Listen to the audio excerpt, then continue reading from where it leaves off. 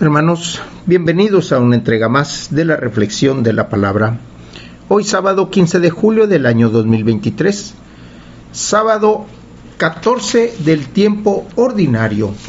El color litúrgico es blanco. La iglesia celebra hoy a San Buenaventura. El ciclo es el ciclo A. La primera lectura la tomamos del libro del Génesis, capítulo 49, versículos del 29 al 32, capítulo 50, versículos del 15 al 26. Jacob llamó a sus hijos y les dio estas instrucciones: Yo voy a ir a reunirme con los míos. Sepúltenme junto a mis padres en la cueva del campo de Macpelá, frente a Mambré, en Canaán. Es el campo que Abraham le compró a Efrón, elitita, para que lo enterraran. Ahí sepultaron a Abraham y a su esposa Sara, a Isaac y a su esposa Rebeca. Y ahí sepulté yo a Lía. Cuando terminó de dar este encargo a sus hijos, Jacob expiró y fue a reunirse con los suyos. Los hermanos de José, al ver que había muerto su padre, dijeron: A ver si José no nos guarda rencor y no nos hace pagar todo el daño que le hicimos. Por eso le mandaron este recado: Antes de morir, tu padre nos encargó que te dijéramos esto: perdona por favor a tus hermanos su crimen, su pecado y el daño que te hicieron. También nosotros, siervos de Dios, de tu padre, te pedimos que nos perdones. Cuando oyó José el recado, se puso a llorar. Fueron después sus hermanos personalmente a verlo, y postrados ante él le dijeron: Aquí nos tienes, somos esclavos tuyos. José le replicó: No tengan miedo. ¿Podemos acaso oponernos a los designios de Dios? Ustedes quisieron hacerme daño, pero Dios lo convirtió en un bien para hacer sobrevivir a un pueblo numeroso, como pueden ver. Así que no tengan miedo. Yo los mantendré a ustedes y a sus pequeñuelos. Y los consoló y les habló con mucho cariño. José permaneció en Egipto junto con la familia de su padre, y vivió hasta los 110 años.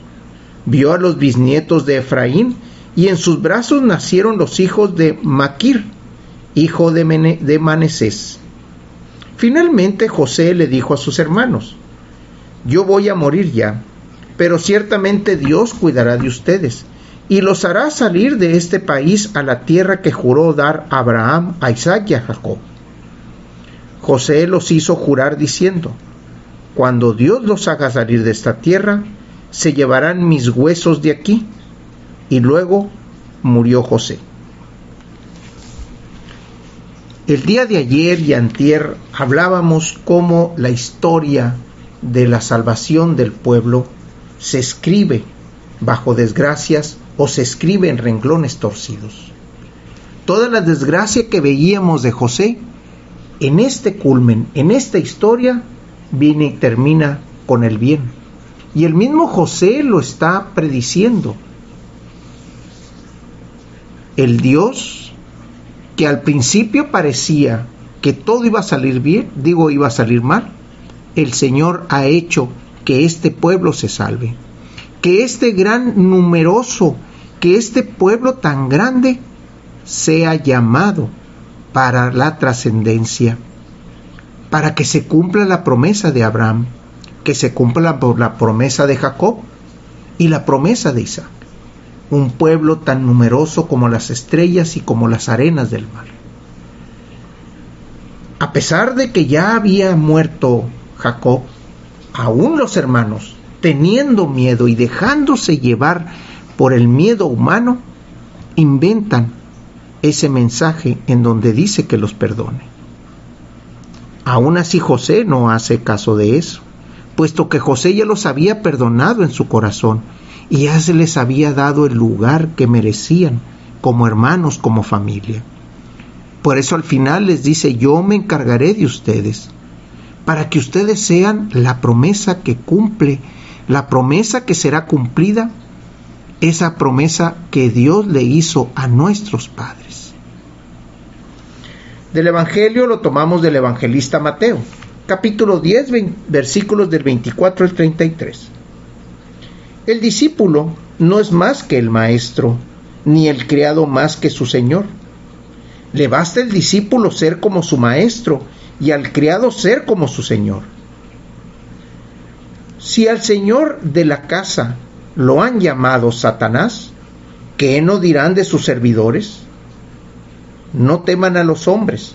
No hay nada oculto que no llegue a descubrirse. No hay nada secreto que no llegue a saberse. Lo que les digo de noche, repítanlo en pleno día, y lo que les digo al oído, pregónenlo desde las azoteas. No tengan miedo a lo que mata el cuerpo, pero no pueden matar el alma.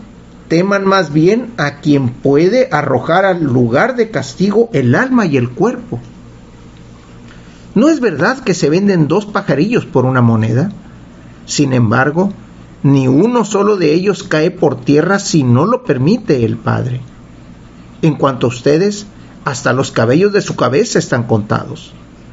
Por lo tanto, no tengan miedo, porque ustedes valen mucho más que todos los pájaros del mundo. A quien me reconozca delante de los hombres, yo también lo reconoceré ante mi Padre, que está en los cielos. Pero al que me niegue delante de los hombres, yo también lo negaré ante mi Padre, que está en los cielos. Esta sentencia que Jesús le da a sus discípulos, y en la continuación a lo que estábamos leyendo el día de ayer, de ser el envío, de ser los enviados, les dice muy claramente: el discípulo no es más que el maestro. El discípulo se tiene que ir puliendo, tiene que ir conociendo, tiene que ir tomando su práctica, su conocimiento, su ejercicio de la vida, para poder entonces sí llegar a ser como el maestro. Sin embargo, los tiempos de vida son diferentes, las experiencias son diferentes, los momentos de encuentro con el hombre y con Dios son diferentes. Y eso es lo que hace que el discípulo crezca de una manera diferente al maestro, pero la enseñanza base es la misma. Aquí habla de maestros, de discípulos, pero también habla de criados y de señores. Discípulo es el que sigue al maestro, criado es el que sirve al Señor. En un momento, nosotros somos discípulos, también somos criados, porque estamos llamados a servir. Aquí aparece una palabra que es interesante para esto. Si al señor de la casa lo han llamado Satanás, ¿qué no dirán de sus servidores? La palabra Satanás es sinónimo de división, divisor, aquel que siembra duda, aquel que pone en tu corazón la pregunta es ¿y por qué no? Y también el por qué sí. Esa pregunta que se hace en nuestro corazón es ese signo de duda, ese signo de poner una semilla de discordia en la obediencia del Padre en el corazón del hombre. Si eso dicen de Jesús, que es el divisor, imaginen lo que dicen de los discípulos o de los apóstoles. Habla también de que todo está llevado por obra y gracia del Espíritu. Por eso les dice, no tengan miedo a aquello que pueda matar el cuerpo. Más bien preocúpense por aquello que pueda lastimar, herir o matar el alma, el espíritu. Porque eso es lo que las va a hacer entrar a ustedes en ese lugar de castigo. No se venden 2 pajarillos por una moneda. Podrá haber tráfico entre la gente, podrá haber un intercambio de ideas, un intercambio de posiciones, de posesiones, pero el Señor dice cuándo, hasta cuándo y dónde. Y eso lo vimos en la primera lectura. Tanto José como Jacob alcanzaron a decir sus últimas palabras y dar sus instrucciones, y luego murieron para estar en la presencia de los suyos. Aquí el Señor es lo mismo que les dice. Cuídense de su interior, cuiden su espíritu, cuiden su alma. Por eso, cuando uno habla ante los hombres, cuando uno es llevado ante los tribunales, debemos de ser firmes en reconocer delante de los hombres a quién pertenecemos, a quién obedecemos, de quién somos. Porque si nosotros lo negamos delante de los hombres, el Señor también nos negará delante del Padre.